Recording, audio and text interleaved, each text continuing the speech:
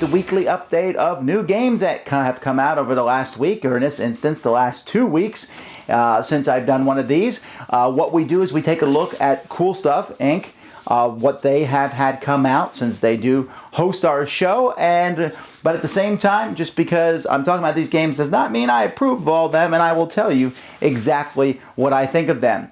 Cryptozoic has released 2 new games, The Hobbit and Unexpected Journey, which I hope is good. Their latest Batman 2-player game was a decent one. However, I've noticed in the past they tend to take a theme and slap it on kind of an unpolished, not so good game, but there's always hope. They also came out with a word game called Word Whimsy, a word party game. So, Legendary Dark City, the expansion for Marvel Legendary deck building game has come out. I have it. It looks fantastic. There's actually more stuff in this game than there was in the original game. And they also have different artwork on the cards. Some of my favorite characters, including Cable and Iceman and Mr. Sinister, are in this expansion. Also fan favorites such as Blade and another Wolverine. There's a lot of cool cards in here for a ton of variety for the game.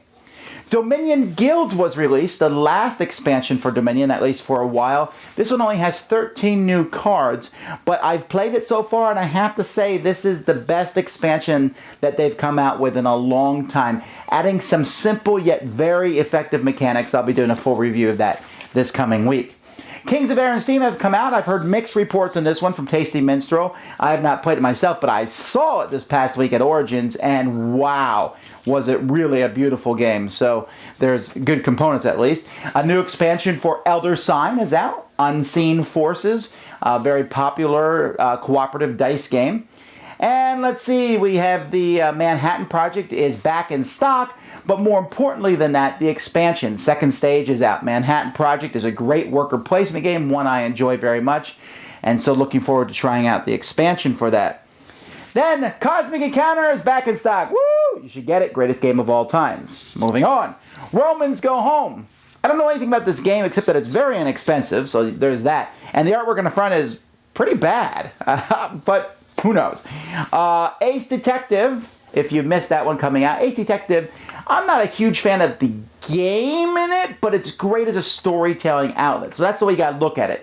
And if you want to tell a pulp detective story, this is a fantastic way to do it in a group setting. New expansion for Hiroshima Hex, The Dancer, and a couple new games from Blue Orange games have come out. I had a chance to play both of them. They're very, very light dice games, so they're not going to appeal to everybody, but they are fun. One is called Flash, which is rolling dice and grabbing them as fast as you can, and the other one is Nada. Both of them have custom dice, lots of dice in each of them. I thought they were both pretty fun. And then the expansion for Spartacus is out. I was kind of waffling on the game itself, but there are some people out there who love it, and so if you love it, here's more of the same from the folks. So, Spartacus expansion. And that's about it for this time. There's a lot of great games. Wait till you see the reviews next week, but that's news for another time. I'm Tom Vasel, and you've been watching The Dice Tower. To find out more about all of our podcasts, check out Dicetowernetwork.com. To see a listing of our videos, head to Dicetower.com. We'd like to thank our sponsor, Cool Stuff Incorporated, where you can buy games for great prices. Cool stuff in stock.